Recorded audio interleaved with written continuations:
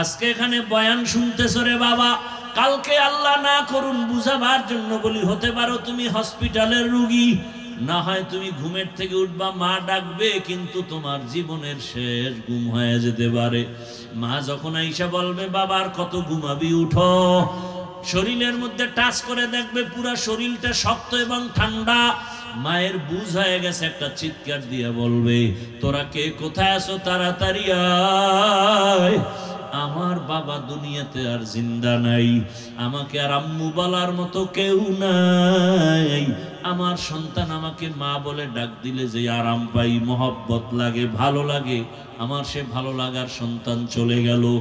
এরে বাবা, তুমি দেখবা তোমার জীবন চলে গেছে, এখন তোমার আপন জনেরা গায়ের গেঞ্জিটা বেলেট দিয়া কেটে কেটে রেখে দিবে, হাতের ঘড়িটা আর একজনে হাতে দিয়া বলবে এটা হাফিজুর রহমানের ঘড়ি না, এটা এখন আমার ঘড়ি। তোমার আপন বন্ধুটা মোবাইলের নাম্বারটা কেটে দিয়া বলবে বন্ধু নাই, নাম্বারও রেখে কোনো লাভ নাই। তোমার বাবা কান্না করে টেলিফোন করে বলবে ইমাম সাহেব জানাজা না দিয়া কোথাও যাবেন না, আমার সন্তান মরিয়া গেল। কাউকে বলবে বাজারে যাও কাফন কিনে আনো, কাউকে বলবে তাড়াতাড়ি বাঁশবাগানে যাও কবর খনন করো, কাহাকেও বলবে আবার ঘরের পেছনে তাড়াতাড়ি একটা টুল সাজাইয়া মশারি টানা, গরম পানি কর, শেষ গোসলটা দেওয়ার জন্য। সবাই বলবে ঘর থেকে লাশটা নামাও, আমার আরামের বিছানাটা কই, আরামের বিছানা থেকে টেনে টেনে নামাইয়া ওই খাটের উপরে শোয়াইয়া গরম পানি দিয়া গোসল করাইয়া কাফন পরাবে, খাটিয়ায় উঠাইয়া যখন জানাজার ময়দানে নিবে, জানালা দিয়া মা ডাকবে আর বলবে আবার বাবারে কই দাও, আমার বাবার চেহারাটা শেষবারের মতো দেখাও। আমারে মা বলিয়া ডাকতো, কত আরাম লাগতো, মজা লাগতো। আজ আমার বাবাই নাই, আমাকে মা বলে ডাক দেওয়ার হলো না। ওই মার থেকে বিদায় নিয়ে জানাজা পড়াইয়া এমন এক বাগানে কবর খনন করবে যেখানে দিনের বেলাও যাইতে বড় ভয় লাগে।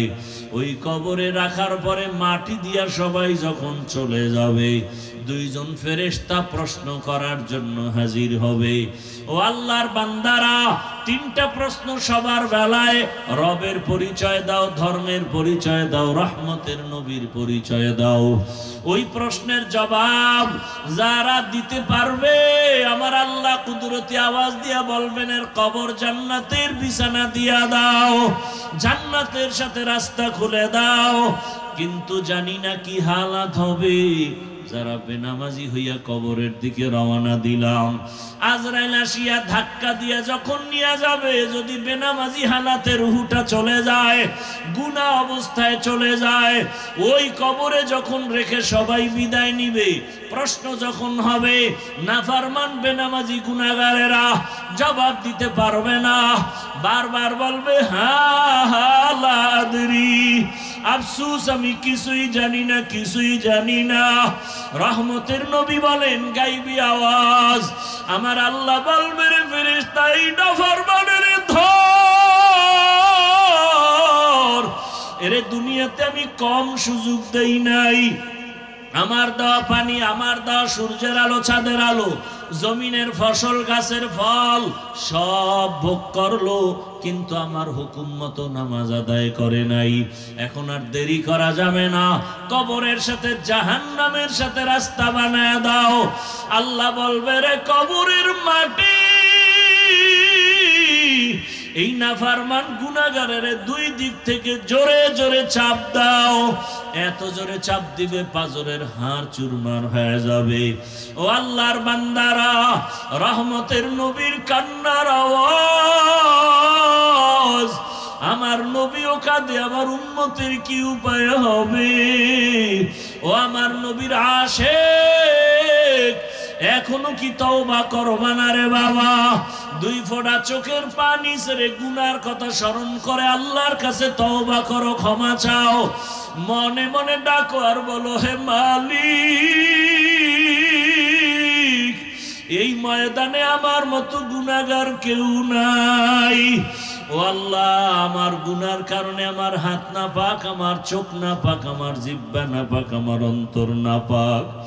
আমার গুনার খবর আমার মা বাবা ভাই বোনেরা কেউ জানে না। যদি জানতো কেউ মায়ার নজরে দেখতো না। ও আল্লাহ, তুমি কেমন দয়ার মালিক।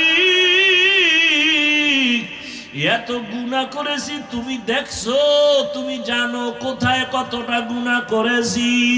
ও আল্লাহ, তুমি রাগ করিয়া কখনো পানিও বন্ধ করো নাই, খানা বন্ধ করো নাই, সম্মানের জায়গা থেকে ফালাইয়া দাও নাই। আজকে তওবার নিয়ত করে ফেললাম। আল্লাহ দেখবা কেমনে? আল্লাহ দেখার আয়না লাগবে। কোন আমাদের আহলুল্লাহ বলছেন আল্লাহর কোরআন হলো আমার আল্লাহ দেখার আয়না। আমার আল্লাহকে যদি দেখতে চাও ডাইরেক্ট দেখবা না, তবে তার কুদরতের ঘেরান। বলে কেমনে দেখবা? বলে এই সুন্দর বিল্ডিংটা এত সুন্দর। বলে বুঝলি কি? কয় বুঝলাম, ইঞ্জিনিয়ার বড় সুন্দর। ইঞ্জিনিয়ার তোর সাথে মোলাকাত আছে নি? কয় না। সুন্দর বললি কেমনে? কয় তার বানানো বিল্ডিং প্রমাণ করলো। আল্লাহ কয় আমারে দেখতে চাও? আমার আসমানের দিয়ে তাকা। আসমান এত সুন্দর, বানানেওয়ালা আরো কত সুন্দর। এই যে একটা প্যান্ডেল বানাইছেন, কতগুলো খুঁটি লাগাইছেন প্যান্ডেল ঠিক রাখার জন্য। ডেকোরেটর ওয়ালারা পারেন আমার নাক বরাবর আর একটা খুঁটি মারে। কি? যত খুঁটি তত মজবুত। বিবেক দিয়ে একটু চিন্তা করেন। আল্লাহ তাআলা পশুকে ভালো মন্দ যাচাই করার বিবেক দেয় না, মানুষকে দিছে। একটু ভাবেন, এত বিশাল আসমান, এত বিশাল 7টা আসমান আল্লাহ এমন ভাবে সেট করেছেন, নিচের থেকে কোনো খুঁটি নাই, উপর থেকে কোনো রশিদ টানাও নাই। সূর্যটার দিয়ে তাকায় দেখেন কত সুন্দর। চিন্তা করেন যিনি বানাইছেন তিনি আরো কত সুন্দর। तेरा आईना आलमे रंग बू है जिधर देखता हो उधर तू ही तू है। भाईरा আমার আল্লাহর মুহাব্বত আর মারিফত অর্জন করো। আল্লাহ পাকের মুহাব্বত আর মারিফত অর্জনের একমাত্র রাস্তা ইবাদত। এবার বুঝেন ইবাদত কি? বলে ইবাদত হলো প্রত্যেকটা ক্ষেত্রে আল্লাহর হুকুম বাস্তবায়ন করে চলার নাম ইবাদত। ইবাদত কেন করব? বলে একমাত্র কারণ আমার আল্লাহর সাথে হবে মোলাকাত, আর বিনিময় পুরস্কার পাবো জান্নাত। ফামান কানা ইয়ারজু লিকা রাব্বিহি ফালইআমাল আমালান সালিহা ওয়ালা ইউশরিক বিইবাদাতি রাব্বিহি আহাদা। রবের সাথে মোলাকাতের একমাত্র কাজ হলো আমল করো, নেক আমল করো, ইবাদত। ইবাদত মানে তাসবিহ টানো না, নামাজ পড়ো না, এটা ইবাদতের একটা অংশ। জীবনের সব কাজ ইবাদত। করব কেন? বলে রবের মোলাকাত, বিনিময় পুরস্কার পাবো কি? বেহেশত আযা কে আজারে নবাশুদ কাসে রাবা কাসে কারে নবাশুদ ওমা খালাকতুল জিন্না ওয়াল ইনসা ইল্লা লিয়াবুদুন। ভালো করে খেয়াল করেন, আল্লাহ বলেন আমি মানুষ আর জিন বানাই নাই। হ্যাঁ বানিয়েছি ইবাদতের জন্য। এই কথাটা ডাইরেক্ট যদি আল্লাহ বলতেন মানুষ আমি জিন এবং মানুষ ইবাদতের জন্য বানাইলাম, হয়ে যেত। আল্লাহ ঘুরাইয়া বললেন কেন? প্রথমে বললেন আমি জিন ইনসান সৃষ্টি করি নাই। হ্যাঁ করেছি। ঘুরাইয়া বললেন কেন? আল্লাহর প্রত্যেকটা কথার মধ্যে হিকমত ঢুকানো আছে। আল্লাহ তাআলার প্রত্যেকটা কথার শব্দের ভেতরে এতটা অলংকার লাগানো। যেমন রব একটা শব্দ, এটার তর্জমা বাংলায় আমরা করি প্রভু, প্রতিপালক। ওলামায়ে কেরাম লিখেছেন হবে না, প্রতিপালক আর প্রভু বললে রব শব্দের হক আদায় হয় না। বলে তো রবের অর্থ কি? বলে এটা একটু বাক্য বানায় ব্যাখ্যা দিতে হবে। বলে কেমনকার রব হলেন? তিনি সমস্ত মাখলুকতের প্রয়োজনের অগ্রিম আয়োজন করেন যিনি, সব প্রাণীর অগ্রিম আয়োজন যিনি করেন তিনি আমার রব। আল্লাহ তাআলা বলেন আমি মানুষ জিন বানাই নাই বইলা বললাম কেন? বলে তোমার জেহেন আর অন্তর খালি করে দাও, তোমাকে বানানো হয় না এটা ঢুকাও। সব ঢুকাইয়া এবার ফ্রেশ মনে একটা কথা নাও, তোমাকে বানানোর জন্য একটা কাজ, জমিন আর কোনো তোমার কাজ নাই, মৃত্যু পর্যন্ত তোমার কাজ হলো একটা। কয়টা? ওই কাজের নাম ইবাদত। ওই কাজের নাম কি? ইবাদত। অন্য কোনো কাজ তোমার দুনিয়াতে নাই, তোমার একটাই মাত্র কাজ ইবাদত। এখন বুঝার চেষ্টা করি ইবাদত কি। আমরা অনেকেই মনে করি মসজিদে যাও, তসবিহ হাতে নাও, জিকির করো, তেলাওয়াত করো, ইবাদত শেষ। এজন্য ভালো করে মনে রাখবো ইবাদত কি, ইবাদত কেন, ইবাদত কিভাবে। এই তিনটা কথার জবাব দিয়ে মোনাজাত দিব, ধৈর্য হবে তো ইনশাআল্লাহ। তবে আয়াতের উপরে আরেকটু ব্যাখ্যা করি। আল্লাহ বলেন ওয়ামা খালাকতুল জিন্না ওয়াল ইনসা ইল্লা লিয়াবুদুন। অধিকাংশ মুফাসসিরিনে কেরাম লিয়াবুদুনের ব্যাখ্যায় লিখেছেন আই লিয়ারিফুন। আরাফা ইয়ারিফু থেকে মারিফাত। মারিফাত মানে পরিচয় লাভ করা। কার পরিচয়? আল্লাহর। তাহলে আয়াতের অর্থ কি হবে?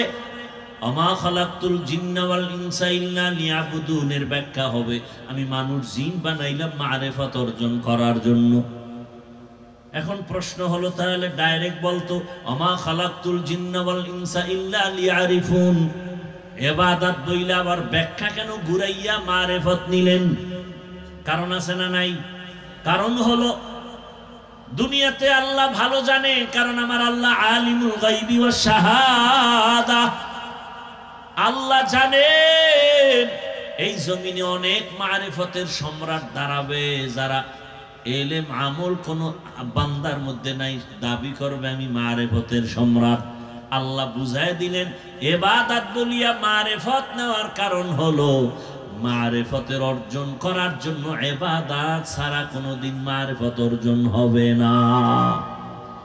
শরীয়ত রা মুকদ্দম দার আকনু মারিফত আজ শরীয়ত নিসতে বেরু তরিকত হো শরীয়ত হো তমামি হकीकत में মুহাম্মদ की गुलामी। আমাদের সমাজে মারিফত নিয়ে কিন্তু ধুম কিলাকিলি। তিন দলে বিভক্ত, তিন দল। এক দল বলে শরীয়তের দরকার নাই, মারিফত আসল, এরা ভণ্ড। বলেন এরা কি? আর এক দল বলে মারিফত বলতে কিচ্ছু নাই, তারাও ভণ্ড। আমি আজকে প্রমাণ করে গেলাম এই জমিনের মধ্যে ও রাঙ্গুনিয়ার মুসলমান, আমি আয়াত দিয়ে প্রমাণ করে গেলাম আল্লাহ মারিফত বলতে কিছু নাই, মানে আল্লাহ মারিফত অর্জন করার জন্যই বানাইছেন। ওয়ামা খালাকতুল জিন্না ওয়াল ইনসা ইল্লা লিয়াবুদুন। ইবাদতের অর্থ হলো মারিফত অর্জন করো, আর মারিফত ইবাদত ছাড়া হবে না। এজন্য আল্লাহ পাক ইবাদতের শর্ত লাগায় দিলেন, ইবাদতের মাধ্যমেই মারিফত অর্জন করো, আল্লাহর পরিচয় লাভ করো। গাভীর দুধের ভেতরে মাখন আছে না নাই? ছানা আছে না নাই? ঘি আছে না নাই? বুঝেন বুঝেন ভালো করে। আচ্ছা, এখানে 20 কেজি দুধ একটা পাত্রে রাখলাম, আর মাইকে বলে দিলাম ভাই আমার এই গাভীর 20 কেজি দুধের মধ্যে মাখন আছে, ঘি আছে, ছানা আছে। বিশ্বাস করবেন? করবেন না? দুধের মধ্যে মাখন নাই। আচ্ছা, একজন বোকা মানুষ বলতেছে সত্যি হুজুর? হ্যাঁ সত্যি। উনি হাত দিয়ে খুঁজতেছে 20 কেজি দুধের মধ্যে হুজুরে বলছে মাখন আছে, ঘি আছে, ছানা আছে। হাত দিয়ে খুঁজে টুইজা ঘাম ছুটায় ফেলাইছে, এক টুকরা মাখন পায় নাই। পাবে? ঘি পাবে, ছানা পাবে, তার মানে কি দুধের মধ্যে নাই? আছে। আচ্ছা, আপনারা আছে কথাটা কত পার্সেন্ট সত্য বলেন? এই যে খুঁজে দেখে নাই। বলে এভাবে হবে না, মুজাহাদা করা লাগবে, মেহনত করো তো বের হবে। দুধের মধ্যে মেহনত চালাও। বলে কেমনে মেহনত চালাবা? আমরা ছোটবেলায় দেখেছি আমাদের এলাকায় টিনের একটা পাত্রের মধ্যে দুধ নিয়া এরকম একটা বাঁশের খুঁটির সাথে দুধের পাত্রটারে রাখিয়া চিকন একটা বাঁশ, এর কোন একটা মাথার কেটে 5টা আঙ্গুল বানাইয়া এরপরে খুঁটির সাথে রশি দিয়া বেঁধে মাজায় গামছা বাঁধছে ভালো করিয়া, এবার 2 হাত দিয়া ওই চরখাটারে টানে, বাঁশটা ঘুরে, 5টা আঙ্গুল ঘুরে, নিজেরও ঘাম ঝরে, দুধেরও ফেনা বের হয়। অনেকক্ষণ মেহনত করতে করতে করতে করতে দেখে মাখনটা ভেসে উঠেছে। দুধের মধ্যে অবশ্যই মাখন আছে, কোনো সন্দেহ নাই, দেখা যায় না। কয় মেহনত করে বের করো। শরীয়তের মধ্যে মারেফত আছে, কয় দেখা যায় না, বলে মেহনত করো। ওয়াল্লাযীনা জাহাদু ফীনা লানাহদিয়ান্নাহুম সুবুলানা ওয়া ইন্নাল্লাহা লামাআল মুহসিনিন।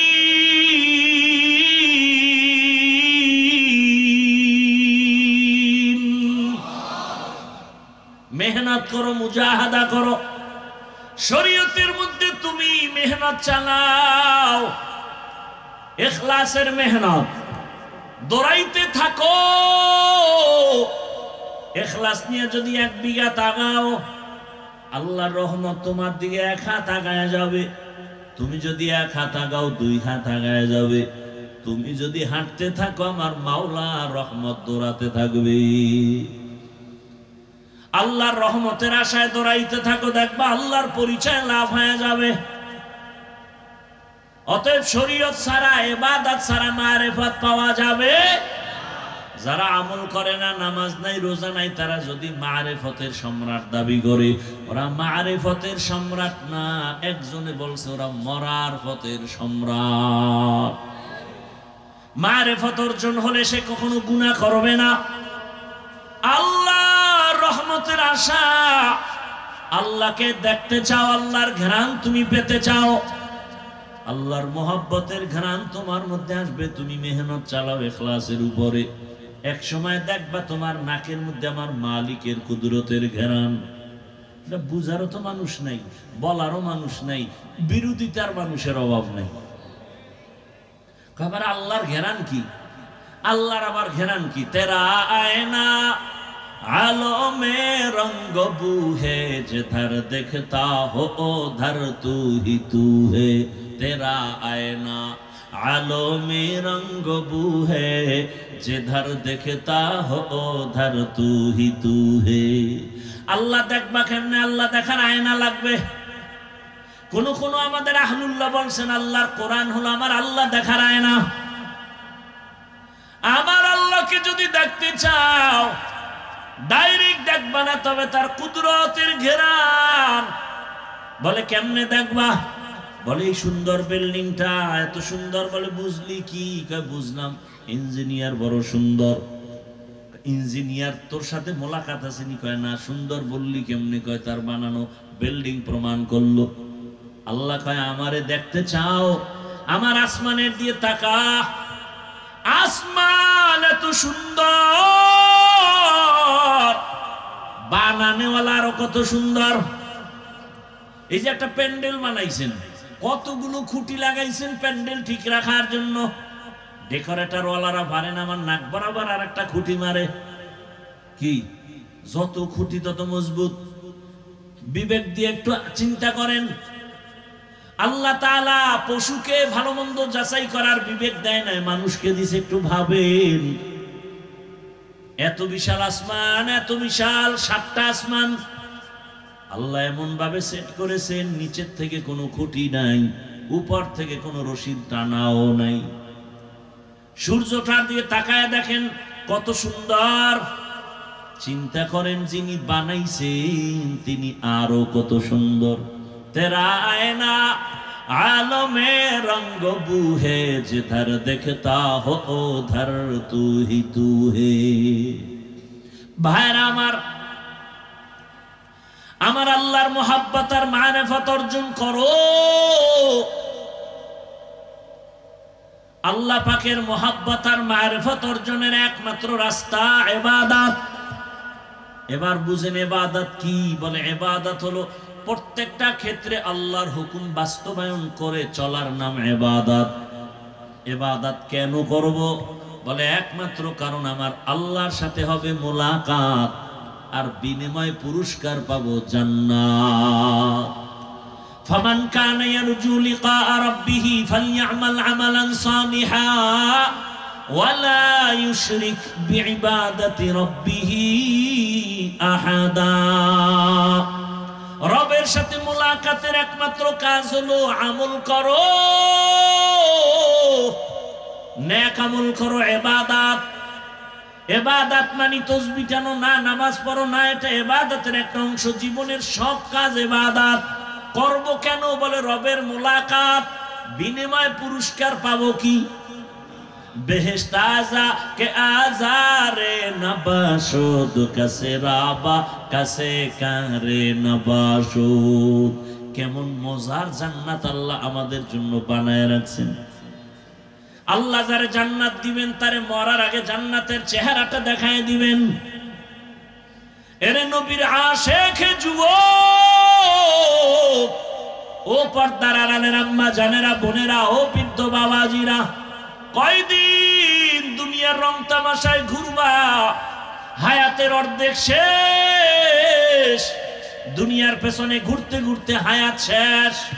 সেই আগের মতো যৌবন নাই, আগের মতো বাহাদুরি নাই, আগের মতো চোখের পাওয়ার নাই। সব খুয়াইলা নষ্ট করলা কিসের পেছনে? কোরআন পড়তে গিয়া কয় না, দুনিয়া দুনিয়া দুনিয়া জিকির করতে গিয়া আমার আখিরাত বরবাদের পথে চলে গেল। নবী বলেন আদ দুনিয়া খুলিকাত লাকুম ওয়া আন্নাকুম খুলিকাতুম লিল আখিরা। দুনিয়া তোমার আমার গোলাম, তুমি আমি কার গোলাম? দুনিয়া তোমাকে আমাকে খুঁজবে, আমি তুমি আমার আল্লাহকে খুঁজবো। কিন্তু এখন সব উল্টা, মানুষ দুনিয়া খুঁজে, আল্লাহ তার বান্দারে খুঁজে। মানুষ এখন দুনিয়া খুঁজে, দুনিয়া খুঁজতে খুঁজতে এখন মা চেনে না মাইরা ফেলায় দুনিয়ার জন্য, দুনিয়া পাওয়ার জন্য। সামনে বাধা, বাবা মেরে ফেল। দুনিয়া পাওয়ার জন্য নেতা বাধা, মেরে ফেল। ভাগ বটোয়ারায় কম পড়ছে, কয় তাড়াতাড়ি মাইনাস কর। দুনিয়া এমন পাও পাইল, নবী বলেন হুব্বুদ দুনিয়া রাসু কুল্লি খাতিয়া। দুনিয়ার লোভ সব ধ্বংসের কারণ। হযরত আলী বলেন আর দুনিয়া জিফা ওয়াতুল্লাহ। দুনিয়াটা একটা মৃত্যু জন্তু, এর পেছনে যারা দৌড়ায় এরা কুত্তা। এরা কি? দুনিয়ার পেছনে যারা দৌড়ায় এরা কুত্তা। দুনিয়া দুনিয়া দুনিয়া যারা করে এরা দুইটা জিনিস চায়। কয় জিনিস চায়? জবাব দেন, কয় জিনিস চায়? একটা চায় ওরা শান্তি, আর একটা চায় সম্মান। এই দুনিয়াদারেরা দুইটা চায়, শান্তি আর কি? আল্লাহর জাতের কসম, দুনিয়াওয়ালারা সম্মানেও নাই, শান্তিতেও নাই। একটা দুনিয়াদারকে দেখাইতে পারবেন না সম্মানে আছে। ওই সম্মানের গুল্লি মারি, যেই সম্মানে প্রথমে ফুলের মালা, ফাইনালে জুতার মালা। এই সম্মানের কোনো ভ্যালু আছে? 10 তলা বিল্ডিং করেছো, এখন বিল্ডিং রেখে জঙ্গলে কেন ঘুমায়? আছে না নাই? সুইস ব্যাংকে টাকা রেখেছো, ওই টাকার মাস্তানি করে লাভ কি যদি চেক বই না থাকে? ওই টাকা যদি ভোগ করতে না পারো, এর থেকে রিক্সা চালায় খাওয়া ভালো। কথা বলেন না কেন? কোটি টাকার মালিক দেখো, অভাব হয় না দূর। গরিব ঘুমায় আরাম করে, মনটা বাহাদুর। ফেরাউনের লাশটা দেখো মিশর জাদু ঘরে, খায় না মাটি পোকা মাছি, সবাই ঘৃণা করে। হৃদয় থাকিবে যার নম্রতা সাদা, রহমত আসিবে সেথা প্রভুর ওয়াদা। বড়র বড়াই থাকলে দিলে রহমত আসবে না, নিজেকে নিজে ছোট মনে করিও সদা।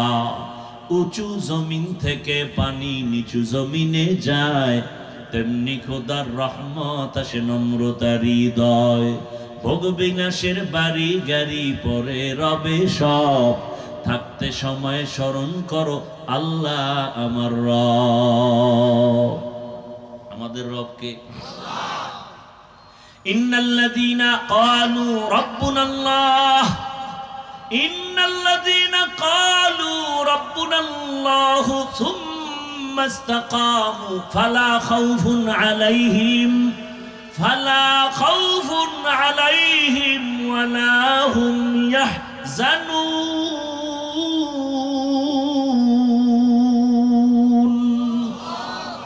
আল্লাহ বলেন যারা আমাকে রব বলে স্বীকার করবে, এর উপরে মজবুত হয়ে চলবে, আমি তাকে বিনা হিসেবে জান্নাত দিয়ে দিব। ভাইরা আমার, দুনিয়ার সম্মান কিছু না, আল্লাহ যেটা দেয় এটা স্থায়ী। টাকা দিয়ে যেটা কেনে ওটার কোনো দাম। এই যে একবার ফুলের মালা, একবার জুতার মালা। এই সাউন্ড কমে কেন? মাইকলা কই ঘুমায়? ভাইরা আমার, এটা কি এই সম্মানের কোনো ভ্যালু আছে? অথচ আল্লাহ যারে সম্মান দিয়েছেন, দেখেন তো আপনাদের পেরেশানি। এক সময় জমজমাট ব্যবসা, এখন আবার হাঁটুর নিচে মাথা, কান্নাকাটির ব্যবস্থা, শান্তি নাই, ব্যবসা নাই, চাকরি নাই। আর যাদের কাছে রসুলের মোহাব্বত আর সুন্নত আছে, এদের কোনো পেরেশানি নাই। আমরা যে চেয়ারে বসছি, এই চেয়ারের কোনো মেয়াদ নাই। আছে? চেয়ারম্যানের চেয়ারের মেয়াদ শেষ, মেম্বারের চেয়ারের মেয়াদ শেষ, এমপির মেয়াদ শেষ। কোরআনওয়ালার চেয়ারের কোনো মেয়াদ আছে? নাই। এরা এত সম্মানে আছে, এরা দুনিয়ায় বাদশা, আখিরাতেও বাদশা। কিন্তু দুঃখ, এই জাতি ভালো করে চিনল নাই ওলামায়ে কেরাম তারা কারা, তারা কেমন। যদি চিনতো, আলেমের বিরুদ্ধে কথা বলতো না। ওলামায়ে কেরামে জাতির নিঃস্বার্থ বন্ধু। কারণ এই জাতিকে ওলামায়ে কেরাম যা দিয়েছে, খোদার কসম কেউ দেয় নাই। সব স্বার্থপর। 5 টাকা দিলে 10 টাকা নিয়ে নিছে, খবর নাই। কিন্তু ওলামায়ে কেরাম জীবন যৌবন সবই মানুষের পেছনে ব্যয় করে। শুধু আমি একা তাবলীগওয়ালাদের মেহনত, পীর মাশায়েখের মেহনত, নিজের সন্তান, ঘর, পরিবার, ব্যবসার খবর নাই। উম্মত নিয়ে ফিকির, এই উম্মতের কি হালাত। যেমন প্রমাণ আপনাদের দেই, লেখা রাখবেন, ভুলে যাবেন না ইতিহাস। মহামারী করোনা, ভুলে গেছেন? সেই সময় গোটা দুনিয়ার বাহাদুরের মাথা হাঁটুর তলে চলে গেল। করোনায় ধরছে বাবারে, কুলাঙ্গার 2 শিক্ষিত সন্তান মাস্ক লাগায় বসে আছে, কাছে যায় না, মরার ভয়। এক পর্যায়ে বাবায় মরে গেল। ওই শিক্ষিত 2 কুলাঙ্গার এলাকার গরিবের টাকা দিয়ে কয়, বাবার লাশটা টেনে টেনে রাস্তায় ফেলে দে। জানালা লক করে দিল, একবারও তাকায় দেখলো না বাবার লাশ কুকুর খেলো নাকি জানাজা হলো। ইতিহাস ভুলে যাবা না রে আমার কলিজার যুবক বাবারা। ওই সময় আমার দেশের মধ্যে স্কুল বন্ধ, কলেজ বন্ধ, চাকরি বন্ধ, ফ্যাক্টরি বন্ধ, সব বন্ধ ছিল, কিন্তু কোরআনের একটা মাদ্রাসাও বন্ধ হয় নাই। ওই লাশগুলো কেউ ধরে না। শত শত করোনার লাশ। কিছু সংখ্যক আমার দেশের পুলিশ বাবারা আর সিংহবাগ আমাদের ওলামায়ে কেরাম টুপিওয়ালারা এই লাশগুলো নিজেদের কাঁধে নিয়ে গোসল করালেন, কাফন দাফন করায় জানাজা দিয়ে কবরে রাখলেন। একজন হুজুরেও করোনায় মরে না। এরপরও হুজুর খারাপ। কি একদল নিমক হারাম আছে, অজাত। হুজুরদের বদনাম শুনলেও খুশি, করতে পারলেও খুব আরাম লাগে। আচ্ছা, আমাকে আর একটা উদাহরণ দেই, বলেন তো, সরকারি চাকরি যারা করেন কয় ঘন্টা ডিউটি? কয় ঘন্টা? 8 ঘন্টা ডিউটি। বেতন নিম্নে হিসাব করে দেখেন তো, 20,000-এর মতো নিম্নে বেতন। 20,000। টেবিলের নিচে আর মুক্তার দানার তো অভাব নাই। কি ওটা ধরতে পারলেই আঙ্গুল ফুলে কলা গাছ। দুনিয়ার কোন রাষ্ট্র যদি না থাকে, আমগো সোনার বাংলায় টেবিলের তলে বহু মুক্তা পাওয়া যায় না। রাতারাতি কলা গাছ হয় কেমনে? ভাইরা আমার, 8 ঘন্টা ডিউটি, বেতন 20,000, টেবিলের নিচে আরো কত হারাম শুকর, অভাব নাই। এবার আমাকে একটু বলেন, আপনাদের এই অত্র অঞ্চলের মসজিদগুলোতে ইমাম সাহেব আসেনি? তাদের ডিউটি কত ঘন্টা বলেন? বেতন দেন কত? একটু বিবেকের প্রশ্ন করেন তো, এর থেকে জুলুম দুনিয়া তার কি হতে পারে? 24 ঘন্টা ডিউটি করে এক ইমাম, বেতন দেন 5-7 হাজার, তাও আবার বাকি। তাও কি আবার ইমাম সাহেবের রাখি রিমান্ডে, জোহরের নামাজে নাই, আসরের সময় রিকশার ড্রাইভার কয়, হুজুর গেছিলেন কই? হুজুর কয়, তোমার এত পাওয়ার কেন? কে তুমি? কয়, রিকশা চালাই। বলে, এত পাওয়ার কেন? বলে, মাসে 5 টাকা বেতন দেই। এরকম বেয়াদব আছে না নাই? সভাপতি 100 টাকা দেয়, সেক্রেটারি সাহেব সভাপতির থেকেও ধনী, সে দেয় মাত্র 50। কেন তুমি বেশি দিতে পারো না? কয়, সভাপতির থেকে বেশি দিলে বেয়াদবি হবে। এত কিছু করার পরেও কোন ইমাম কি কমিটির সাথে, মুসল্লির সাথে রাগ করে? জুমায় বলছেনি, আজকের জুমায় বলছেনি, এই বেতন 30,000 না করলে আসর থেকে সূরাগুলো উল্টা পড়া হবে? বলছে? বরং মোনাজাত দিয়েই দোয়া করে, হে আল্লাহ, এলাকায় শান্তি দাও, ব্যবসায় বরকত দাও, কবরওয়ালাদের মাফ করো, অসুস্থ রোগীরে সুস্থ বানাও। এরপরও যারা বলবা হুজুর ভালো না, আমি বলবো তোমার 14 পুরুষের রক্ত ভালো না। এলমেরা এজাজ করদান বেহিসাব, খলকেরা দান জওয়াবে বাসওয়াব, হক না দারদ দোস্তে খলকা জারেরা, নিস্তে ই খাসলাত কে দিনদারেরা। ও আমার যুবক বাবারা, বৃদ্ধ বাবাজিরা, ইবাদত কেন করব? রবের সাথে মোলাকাত, পুরস্কার পাবো, জান্নাত। এবার বুঝেন ইবাদত কিভাবে করব। ডাক্তার সাহেবের পরামর্শে কয় না, প্রফেসর সাহেবের পরামর্শে বলে না। ইবাদত কিভাবে করবা? একটাই মাত্র জবাব, তোমার জীবনের সব কিছু হবে রহমতের নবীর আদর্শ অনুযায়ী। রসুলের আদর্শ মেনে তুমি ব্যবসা করো, ইবাদত। রসুলের আদর্শ মেনে খানা খাও, ইবাদত। রসুলের সুন্নাত অনুযায়ী তুমি বাজারে যাও, ইবাদত। রসুলের সুন্নাত অনুযায়ী তুমি ঘুমাও, ইবাদত। রসুলের সুন্নাত বাদ দিয়া নামাজ পড়বা, ইবাদত হবে না। নবীর আদর্শ বাদ দিয়া যাকাত দিবা, ইবাদত হবে না। রোজা রাখবা, ইবাদত হবে না। যেমন একজনে মাগরিবের নামাজ 3 রাকাত ফরজে দাঁড়ায় চিন্তায় পড়ে গেল, বেজোর হইরা লাভ কি? আল্লাহকে আরো 2 সেজদা রুকু বাড়ায়া আর 1 রাকাত করে 4 রাকাত জোর বানাই। আল্লাহ খুশি হবেন? আল্লাহ খুশি হবেন না কেন? বলে, আমার হাবিবের তরিকায় নাই। অতএব রসুলের তরিকায় আপনি ঘুমাইবেন, ইবাদত। বলে কেমন? এশার নামাজ পড়ে নবী বলে ঘুমাও, ঘুম থেকে উঠিয়া যদি আবার ফজরের নামাজ আদায় করে নাও, ওই ঘুমের সময়টাও নেকের পাল্লায় ওজন হয়ে যাবে। মাকুন সুসুতি নামাজে পাঞ্জে গানা, ফাওয়াইলুল লিল মুসাল্লিনাল্লাযিনা মুমিনারা ইনামাজে ইমদাদে দা ইস্তাইনু আয়াতে কুরআবখা। ও আমার বাবারা, রসুলের তরিকা মতো চলেন। নবীজির আদর্শ নাই এমন কোন কাজ আছে নাকি? আঙ্গুলের নখগুলো কেমনে কাটবেন, এখানে নবীর আদর্শ আছে?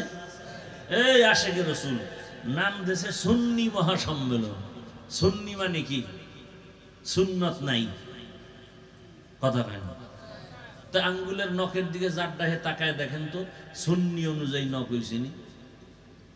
যদি নখ সুন্নত অনুযায়ী না থাকে, তাহলে আপনি সুন্নি বলার কোনো অধিকার নাই, আপনি ভণ্ড। চুলের দিকে তাকান, চুল কাটার মধ্যে রসুলের আদর্শ আছে? আয়নার সামনে দাঁড়ায় দেখবেন নবীর তরিকায় চুল না ক্রিকেটার খেলোয়াড়দের তরিকায় চুল? যদি ক্রিকেটারের গোলাম হয়ে থাকেন তো রসুলের আশেক দাবি করা ভণ্ডামি। জান্নাত পাওয়া এত সহজ? ভাইরা আমার, রসুলের আদর্শ এত পারফেক্ট আদর্শ। আমার রসুলের আদর্শই হলো দুনিয়াতে শান্তির একমাত্র ঠিকানা। দুনিয়াতে শান্তির ঠিকানার নাম ইসলাম। আল্লাহর জাতের কসম, ওরাঙ্গামিয়ার মানুষ, পারলে লিখে রাখো, ভালো করে লিখো, ব্যানার বানাও, ব্যানার 2 ফিট 3 ফিটের ব্যানার বানাও, 200 টাকা হয়তো বিল হবে।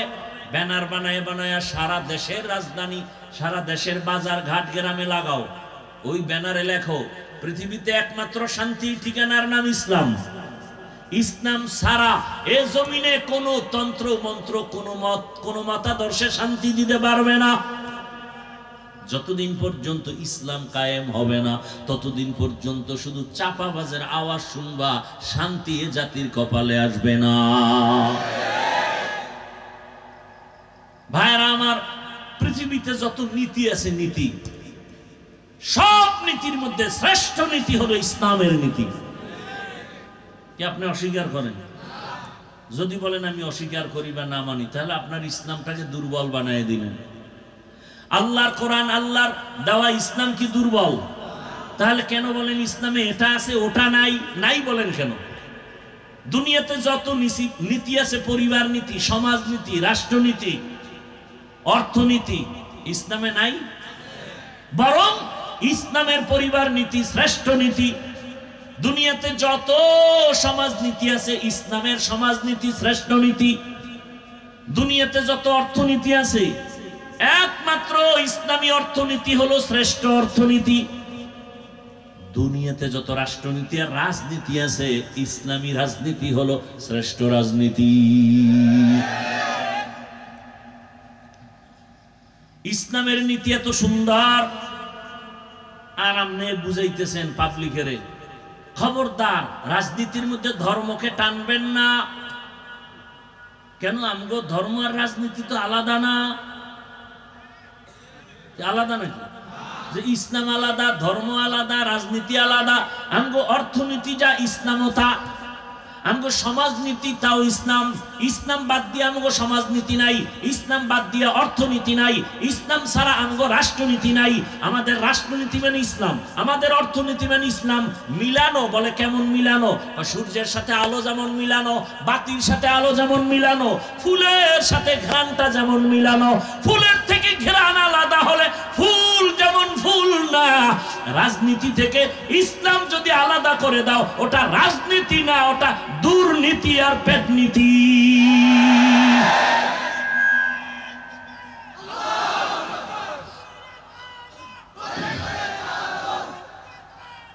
ভাইরা আমার, ভালো করে বুঝার চেষ্টা করেন। আল্লাহর ইসলাম আমার দুর্বল না। আপনি যদি বলেন ইসলামে এটা আছে ওটা নাই, তার মানে আপনি ইসলামটাকে দুর্বল বানায় দিলেন। আমার ইসলাম তো চ্যালেঞ্জ করার ইসলাম, দুর্বল কেন? ইসলামটারে দুর্বল করবেন না। ভাই, এখানে বহু লোক, শুরুতেই বলছিলাম, অনেকে নামাজ আমরা পড়ি না, নাই? মাঝে মাঝে পড়ে, মাঝে মাঝে পড়ি না, আসি না, নাই? ভালো করে খেয়াল করেন, পয়েন্টটা মনে রাখবেন। নামাজ না পড়া এক জিনিস, নামাজ পছন্দ না করা আর একটা জিনিস। বলে আর একটা কি? যে নামাজ পড়ে না সে মুমিন, যে নামাজ পছন্দ করে না সে বেঈমান। ব্যবধান আছে না নাই? বুঝবো কেমনে? জিগাইলাম, এই ভাই নামাজ পড়ো না কেন? হুজুর চেষ্টা করি, মাঝে মাঝে পড়ি, পারি না, দোয়া করবেন, আরো চেষ্টা করব, মুমিন। আর এই বেচারা বলে, ভাই নামাজ পড়ো না কেন? না পড়লে অসুবিধা কি? তাজা বেঈমান। আপনি দাড়ি রাখেন না, ঝগড়া নাই, আপনি মুমিন, পারলে বুঝাবো, গালি দিব না। কিন্তু যদি দাড়ির বিরোধিতা করেন, আপনার সাথে আর কোনো ছাড় দেওয়ার সুযোগ নাই। আপনি পর্দা করেন না, ঝগড়া নাই, আপনি মুমিন, পারলে বুঝাবো। কিন্তু যদি পর্দা নামের বিধানকে বলেন পছন্দ করি না, ছাড় দেওয়া যাবে না। আপনি ইসলামের রাজনীতি করেন না, কোনো ঝগড়া নাই, বুঝাবো। কিন্তু যদি বিরোধিতা করেন, কোনো ছাড় নাই। নামাজ পড়েন না, ঝগড়া নাই, বিরোধিতা করলে ছাড় নাই। দাড়ি রাখেন না, ঝগড়া নাই, বিরোধিতা করলে ছাড় নাই। পর্দা করেন না, ঝগড়া নাই, বিরোধিতা করলে ছাড় নাই। আপনার এখানে নামাজ না পড়লেও তো আমগো ইসলাম ঠিক থাকবে নাকি?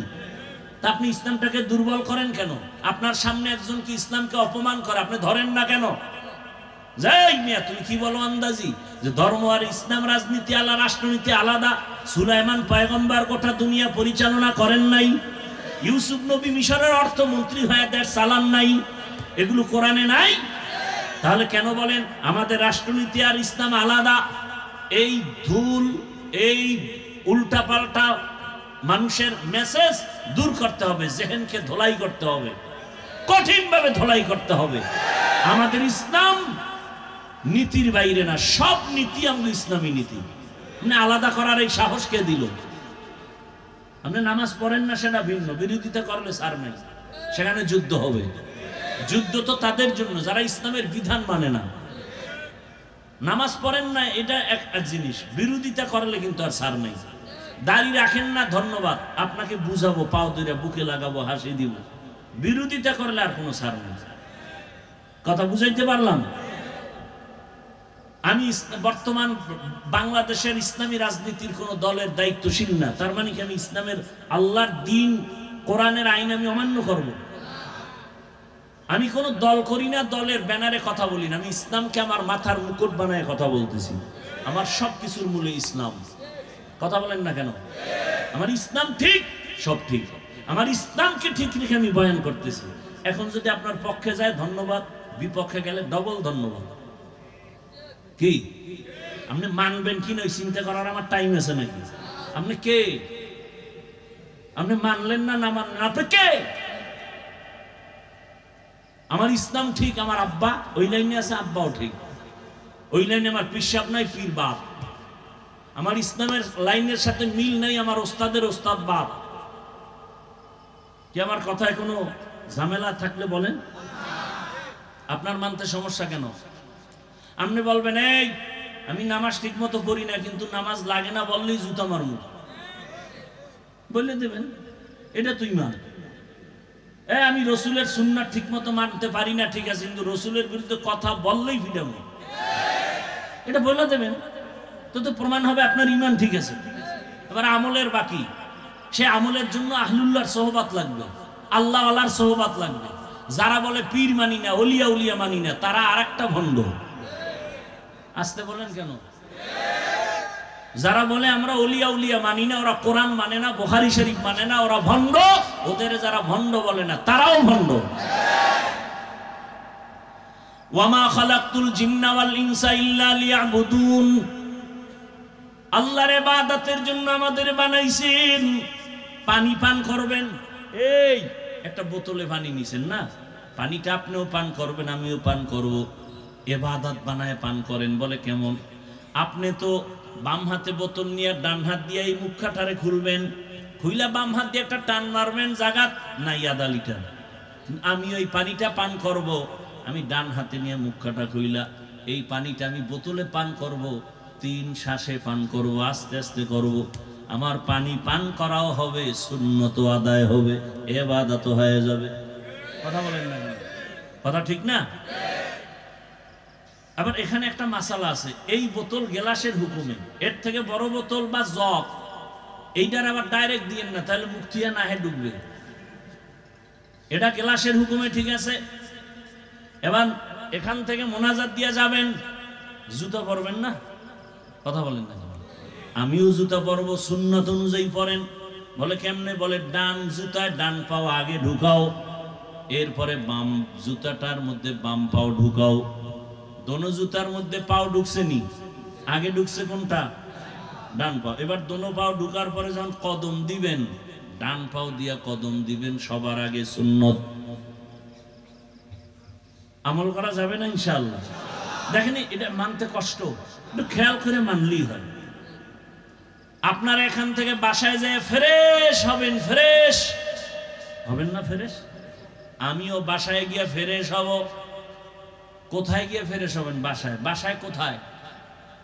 আরে বাসার মধ্যে আলাদা জায়গা আছে না? ওই জায়গাটার নাম কি? বেডরুম। কোন?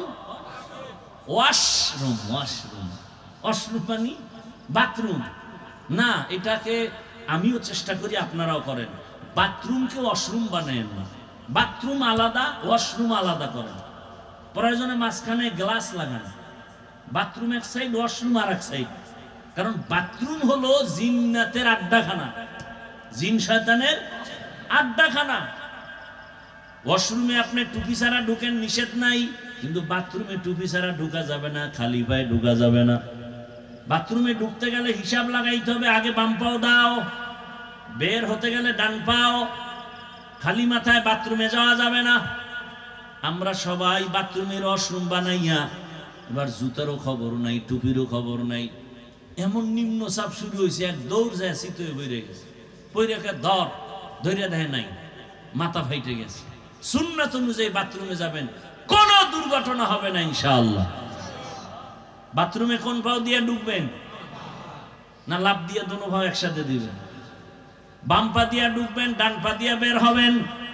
নবী বলেন বাথরুমে ঢুইকা বাম পায়ের উপরে ভর করে বসবে, এটা সুন্নত। বাথরুমে গিয়ে বসবেন না খাড়ায় থাকবেন? বসেন কিনা এটাও তো চেয়ার বাইরেছে না, চেয়ারের মধ্যে বয়ে বইয়া বাস আরামে কামও সারবে, পত্রিকাও ভরবে। আল্লাহ হেদায়াত দান করে। হায় হায়। তাহলে বাম পা দিয়ে ঢুকবেন, ডান পা দিয়ে বের হবেন, বাম পায়ের উপরে বসবেন, হাঁটুর উপরে কাপড় উঠানো যাবে না। মক্কার বেঈমান রাখায় তঙ্গ নবী কেমন নবী, বাথরুমের নিয়ম শিখায়।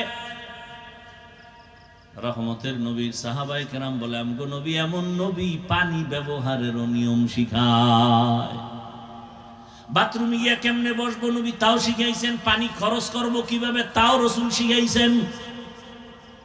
খানা খাইতে বসবেন, লোকমাটা কেমনে দিবেন নবী তাও শিখাইছেন। খানা খাইতে বসো, সুন্নাত অনুযায়ী দোনো হাতের কবজা ধুইয়া লও। এটার কি বলেন আপনারা? দোনো হাতের কবজা ধুইয়া খাইতে বসবেন সুন্নাত। তবে যেই প্লেটে খানা নিবেন ওই প্লেটে হাত ধুইবেন না, অন্য প্লেটে ধুইবেন। এরপরে ডান দিক থেকে খানা শুরু করবেন, দস্তারখান বিছাবেন। এরপরে খানা খাইয়ার আগে বিসমিল্লাহ বলবেন, ফাঁকে ফাঁকে বলবেন লাকাল হামদু ওয়া লাকাশ শুকর। খানা শেষ, এরপরে আবার দোনো হাতের কবজা অন্য পাত্রে ধুইবেন, খানার প্লেটে না। আর খানার মধ্যে যে জুটা হবে, কাটা জুটা, এটা পানির মধ্যে ফেলবেন না। এটা জিনের খানা, কুকুরের খানা, বিড়ালের খানা। বাহিরে একটা নিরাপদ জায়গায় রাখবেন, বিড়াল খাবে, কুকুর খাবে, না হয় জিনেরা খাবে। পানির মধ্যে ফেলে জুলুম করা যাবে না, ওদের মজা নষ্ট করা যাবে না। খবরদার আজকে এই সুন্নাতটার ওয়াদা করে যান যে ইনশাআল্লাহ জুটা কাটা পানিতে ফেলবো না। পারেন না ইনশাআল্লাহ? আল্লাহ কবুল করেন। তো দেখেন তো রসুলের সুন্নাত মানা কষ্ট, রসুলের আদর্শই শান্তি। 5 বার ওযু বানাবেন, দেখবেন নিজের শরীরটা ফ্রেশ লাগে। আর যারা ওযু টুজু নাই, নামাজ নাই, এগো পাশে দাঁড়ান যাইব, এটা প্রস্রাব করে লয় না পানি আছে না নাই?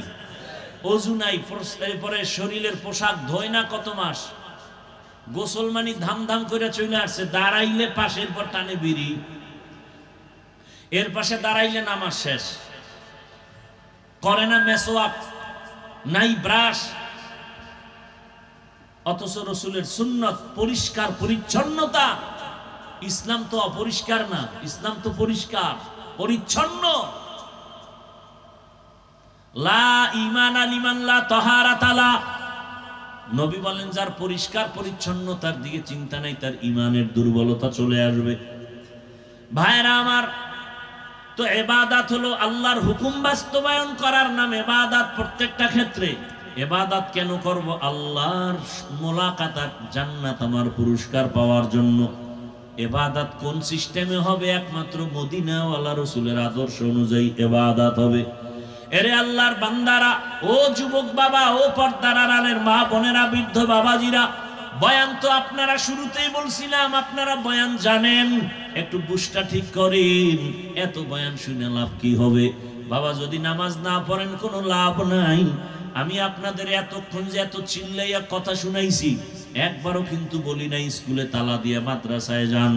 আমার মতো টুপিওয়ালা বুজুর্গ বড় হুজুর হয়ে তসবিহ হাতে নেন। ভাইরা, আমি যা বলতে চাই, আমি চাই আপনি যে লাইনে থাকেন, জান্নাতের দিকে আপনি আগান। রসুলের তরিকা আপনার মাথার মুকুট বানায় নেন।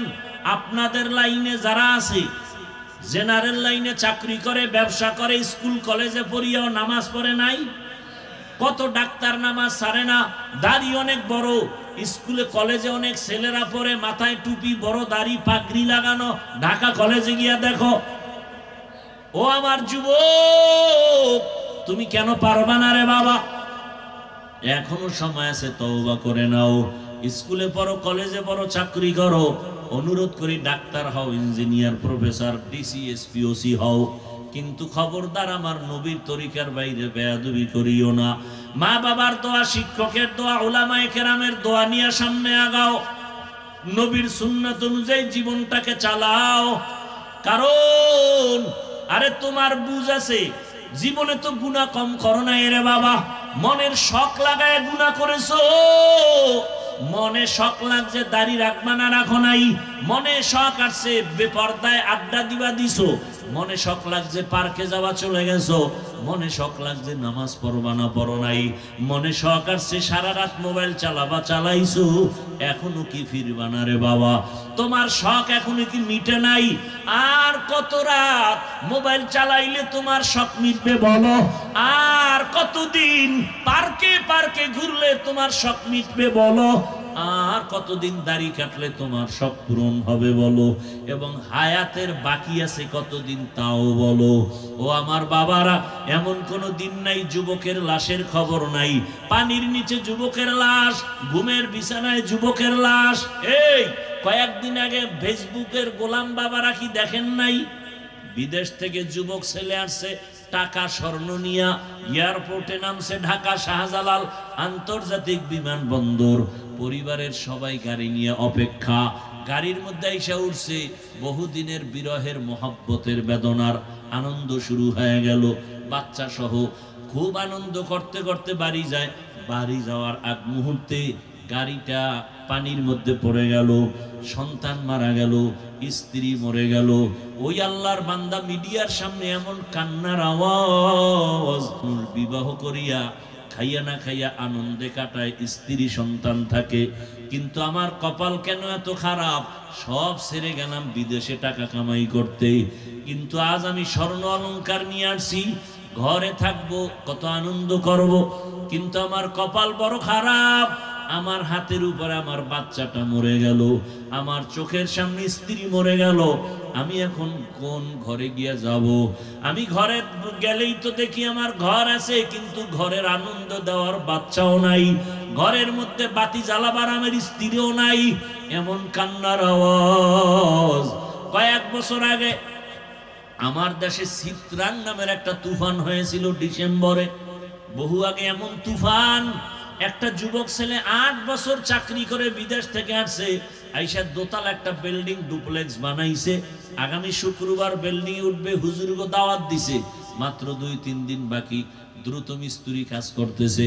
পাশে একটা টিনের ঘর, ওই ঘরে গিয়ে রাতে ঘুমায়, মিস্ত্রি কাজ করে দিন রাত্র 24 ঘন্টা।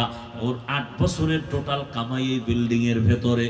কিন্তু 2 দিন আগেই তুফান যখন শুরু হয়ে গেল, বিল্ডিং এর পাশে টিনের ঘর, একটা চৌকির উপরে ওই যুবক, তার স্ত্রী আর বাচ্চাটা, মাঝখানে 3 জন সমানভাবে ঘুমাচ্ছে। ওই তুফানে একটা গাছ আইসা টিনের ঘরের উপরে পড়িয়া 3 জনের বুকে চাপা লাগলো, সবাই জায়গায় মরে গেল। ওই বিল্ডিং জায়গায় পড়ে রইল, আমার মাওলায় আর ওই ঘরে উঠতে দেয় নাই, আসল বাড়ি ডাক দিয়ে নিয়ে গেছে। ও আমার যুবক বাবারা, চোখ বন্ধ করে কত স্বপ্নই না দেখো, কিন্তু চোখের সামনে কত যুবকের হারাইছি, কোন দিন তোমার আমার খবর হবে জানা নাই। আজকে এখানে বয়ান শুনতেছো রে বাবা, কালকে আল্লাহ না করুন বুঝাবার জন্য বলি, হতে পারো তুমি হসপিটালের রোগী, না হয় তুমি ঘুমের থেকে উঠবা, মা ডাকবে, কিন্তু তোমার জীবনের শেষ ঘুম হয়ে যেতে পারে। মা যখন আইসা বলবে বাবার কত ঘুমাবি, উঠো, শরীরের মধ্যে টাচ করে দেখবে পুরো শরীরটা শক্ত এবং ঠান্ডা। মায়ের বুঝ হয়ে গেছে, একটা চিৎকার দিয়ে বলবে, তোরা কে কোথায় আছো, তাড়াতাড়ি আয়, আমার বাবা দুনিয়াতে আর জিন্দা নাই, আমাকে আর আম্মু বলার মতো কেউ নাই, আমার সন্তান আমাকে মা বলে ডাক দিলে যে আরাম পাই, মহব্বত লাগে, ভালো লাগে, আমার সে ভালো লাগার সন্তান চলে গেল। এরে বাবা, তুমি দেখবা তোমার জীবন চলে গেছে, এখন তোমার আপনজনেরা গায়ের গেঞ্জিটা বেলেট দিয়া কেটে কেটে রেখে দিবে, হাতের ঘড়িটা আর একজনে হাতে দিয়া বলবে এটা হাফিজুর রহমানের ঘড়ি না, এটা এখন আমার ঘড়ি। তোমার আপন বন্ধুটা মোবাইলের নাম্বারটা কেটে দিয়া বলবে বন্ধু নাই, নাম্বারও রেখে কোনো লাভ নাই। তোমার বাবায় কান্না করে টেলিফোন করে বলবে ইমাম সাহেব জানাজা না দিয়া কোথাও যাবেন না, আমার সন্তান মরিয়া গেল। কাউকে বলবে বাজারে যাও কাফন কিনে আনো, কাউকে বলবে তাড়াতাড়ি বাঁশবাগানে যাও কবর খনন করো, কাহাকেও বলবে আবার ঘরের পেছনে তাড়াতাড়ি একটা টুল সাজাইয়া মশারি টানা, গরম পানি কর, শেষ গোসলটা দেওয়ার জন্য। সবাই বলবে ঘর থেকে লাশটা নামাও, আমার আরামের বিছানাটা কই, আরামের বিছানা থেকে টেনে টেনে নামাইয়া ওই খাটের উপরে শোয়াইয়া গরম পানি দিয়া গোসল করাইয়া কাফন পরাবে, খাটিয়ায় উঠাইয়া যখন জানাজার ময়দানে নিবে, জানালা দিয়া মা ডাকবে আর বলবে আবার বাবারে কই দাও, আমার বাবার চেহারাটা শেষবারের মতো দেখাও। আমারে মা বলিয়া ডাকতো, কত আরাম লাগতো, মজা লাগতো। আজ আমার বাবায় নাই, আমাকে মা বলে ডাক দেওয়ার হলো না। ওই মার থেকে বিদায় নিয়ে জানাজা পড়াইয়া এমন এক বাগানে কবর খনন করবে যেখানে দিনের বেলাও যাইতে বড় ভয় লাগে। ওই কবরে রাখার পরে মাটি দিয়া সবাই যখন চলে যাবে, দুইজন ফেরেশতা প্রশ্ন করার জন্য হাজির হবে। ও আল্লাহর বান্দারা, তিনটা প্রশ্ন সবার বেলায়, রবের পরিচয় দাও, ধর্মের পরিচয় দাও, রহমতের নবীর পরিচয় দাও। ওই প্রশ্নের জবাব যারা দিতে পারবে, আমার আল্লাহ কুদরতি আওয়াজ দিয়া বলবেন এর কবর জান্নাতের বিছানা দিয়া দাও, জান্নাতের সাথে রাস্তা খুলে দাও। কিন্তু জানি না কি হালাত হবে যারা বেনামাজি হইয়া কবরের দিকে রওনা দিলাম। আজরাইল আসিয়া ধাক্কা দিয়া যখন নিয়ে যাবে, যদি বেনামাজি হালাতে রুহুটা চলে যায়, গুনাহ অবস্থায় চলে যায়, ওই কবরে যখন রেখে সবাই বিদায় নিবে, প্রশ্ন যখন হবে, নাফরমান বেনামাজি গুনাহগারেরা জবাব দিতে পারবে না, বারবার বলবে হা হা লা আদরি, আফসোস আমি কিছুই জানি না, কিছুই জানি না। রহমতের নবী বলেন গাইবি আওয়াজ, আমার আল্লাহ বলবে রে ফেরেশতা এই নাফরমানের ধর, এরে দুনিয়াতে আমি কম সুযোগ দেই নাই, আমার দেওয়া পানি, আমার দেওয়া সূর্যের আলো, চাঁদের আলো, জমিনের ফসল, গাছের ফল সব ভোগ করলো, কিন্তু আমার হুকুম মতো নামাজ আদায় করে নাই। এখন আর দেরি করা যাবে না, কবরের সাথে জাহান্নামের সাথে রাস্তা বানায় দাও। আল্লাহ বলবে রে কবরের মাটি, এই নাফরমান গুনাহগারের দুই দিক থেকে জোরে জোরে চাপ দাও, এত জোরে চাপ দিবে পাজরের হাড় চুরমার হয়ে যাবে। ও আল্লাহর বান্দারা, রহমতের নবীর কান্নার আওয়াজ, আমার নবীও কাঁদে, আমার উম্মতের কি উপায় হবে? ও আমার নবীর আশিক, এখনো কি তওবা করবা না রে বাবা? দুই ফোঁটা চোখের পানি ছেড়ে গুনার কথা স্মরণ করে আল্লাহর কাছে তওবা করো, ক্ষমা চাও, মনে মনে ডাকো আর বলো হে মালিক, এই ময়দানে আমার মতো গুনাহগার কেউ নাই। ও আল্লাহ, আমার গুনার কারণে আমার হাত না পাক, আমার চোখ না পাক, আমার জিহ্বা না পাক, আমার অন্তর না পাক, আমার গুনার খবর আমার মা বাবা ভাই বোনেরা কেউ জানে না, যদি জানতো কেউ মায়ার নজরে দেখতো না। ও আল্লাহ, তুমি কেমন দয়ার মালিক, এত গুনাহ করেছি তুমি দেখছো, তুমি জানো কোথায় কতটা গুনাহ করেছি। ও আল্লাহ, তুমি রাগ করিয়া কখনো পানিও বন্ধ করো নাই, খানা বন্ধ করো নাই, সম্মানের জায়গা থেকে ফালাইয়া দাও নাই। আজকে তওবার নিয়ত করে ফেললাম, আমার মতো বান্দা যদি জেনারেল লাইনে থাকিয়া নামাজ পড়ে আমি কেন পারবো না? আমার মতো যুবক যদি চাকরি করে নামাজ পড়ে, ব্যবসা করে নামাজ পড়ে, ড্রাইভারি করে নামাজ পড়ে, আমি কেন পারবো না? ও আল্লাহ, আমি তওবা করতেছি, আর দাড়ি কাটবো না, নামাজ ছাড়বো না, বেপরদায় চলবো না। ও পর্দার আড়ালের মা বোনেরা, আপনার মতো কত মা কত বোন এই এলাকায় আছে, পর্দা করে নামাজ পড়ে, মোবাইলে সময় নষ্ট করে না। আপনারা কেন পারেন না রে মা? এখনো সময় আছে, তওবা করেন। আল্লাহকে বলেন একটা আদর্শ সন্তানের মা হইয়া কবরে যাবেন, কোরআন পড়ে পড়ে সন্তান দোয়া করবে, নামাজ পড়বে, ডাক্তারি করবে, আল্লাহর কাছে দোয়া করেন আর কাঁদেন আর বলেন, হে আল্লাহ, জীবনে তো মনের ঝাল মিটাইয়া শখ পূরণে গুনাহ কম করি নাই, আজকে থেকে তওবা করলাম, আর বেপরদায় চলবো না, মোবাইলে সময় নষ্ট করব না, নামাজ ছাড়বো না, স্বামীর মাল খেয়ানত করব না। ও যুবক বাবার, আমার মাওলার কাছে খাঁটি অন্তরে তওবা করো, আর কোনদিন মা বাবার সাথে বেয়াদবি করবা না। শিক্ষকের দোয়া নিয়া, ওলামায়ে কেরামের দোয়া পরামর্শ নিয়া নবীর আদর্শ মেনে চলবা, আর গুনার কাছেও যাবা না। তওবা করার মতো যদি অন্তর কারো তৈরি হয়, মুনাফিকি না থাকে, খাঁটি তওবার নিয়তে দুটো হাত আমার আল্লাহকে দেখায়া দাও।